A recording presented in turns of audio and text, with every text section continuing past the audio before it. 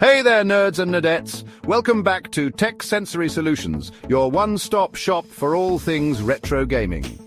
Today, we're diving headfirst into the pixelated world of a true arcade classic Centipede.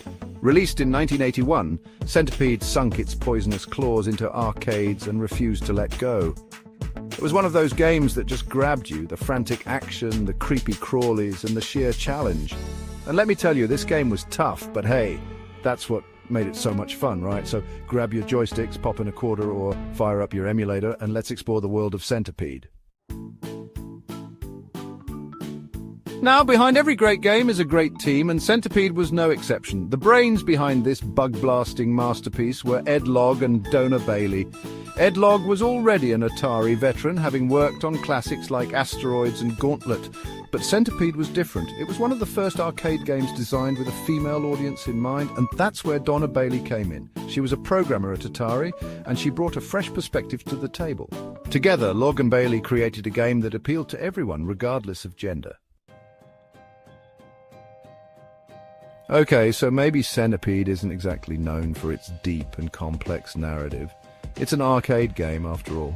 You shoot bugs, you get points, you try not to die.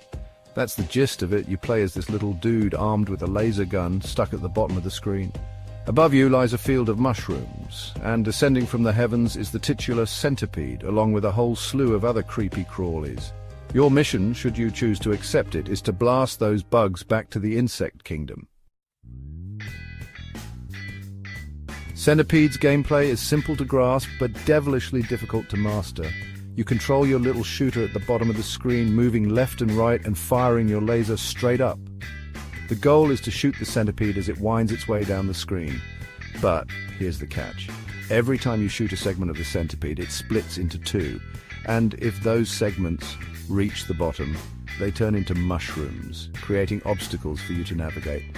Talk about a bug zapper's worst nightmare. Section 5. Through the mushroom forest level design. Speaking of mushrooms, let's talk about the playing field. Centipede's levels are simple but effective. It's basically a rectangular grid with your player at the bottom and the Centipede descending from the top. The mushrooms are scattered around the playfield, acting as both cover and obstacles. You can shoot them to clear a path, but be careful. Shooting a mushroom too close to the Centipede can cause a chain reaction, leading to a mushroom explosion. And trust me, you don't want to be caught in that. Section 6, the enemy, horde, bugs, spiders, and more. Now, the Centipede isn't the only creepy crawly you'll encounter on your bug-blasting adventure. Oh no, there's a whole ecosystem of arthropod anarchy out to get you. You've got fleas that drop down and turn mushrooms into indestructible poison mushrooms. Then there are spiders that dart around the screen trying to crash into you. And let's not forget the scorpions, those armored jerks that poison the mushrooms from the top of the screen. Section 7. The soundtrack of survival, music and sound. Centipede's soundtrack might not be as iconic as Pac-Man's or Donkey Kong's, but it perfectly captures the game's tense and frantic atmosphere. Composed by Atari's in-house sound team, the music is a minimalist masterpiece of blips, bloops and beeps. Each enemy has its own distinct sound effect, so you can tell what's coming for you just by listening. Talk about audio-visual immersion. Section 8. Hidden Tricks and Treats, Secrets of Centipede. Like any good arcade game, Centipede has its fair share of secrets and hidden tricks. For example, did you know that shooting the Centipede's head is worth more points than shooting its body? Or how about this? Shooting all the mushrooms on the screen will earn you a bonus point.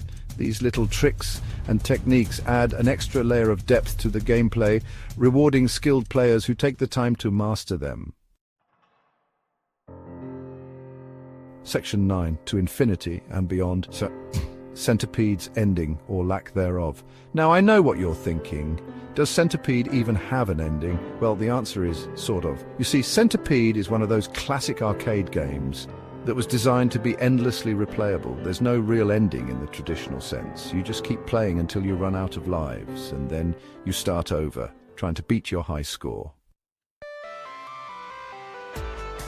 Section 10, a blockbuster bug hunt, sales and impact. Centipede was a massive hit for Atari, selling over 55,988 arcade cabinets worldwide. It was one of the highest-grossing arcade games of 1981, raking in millions of dollars in quarters. But more than just a commercial success, Centipede left a lasting legacy on the gaming industry. It was one of the first arcade games to feature a trackball controller, which would later become a staple of other arcade classics like Marble Madness and Missile Command. And of course, let's not forget its impact on popular culture. Centipede has been featured in countless TV shows, movies and video games over the years. It's a true icon of gaming, and its influence can still be felt today.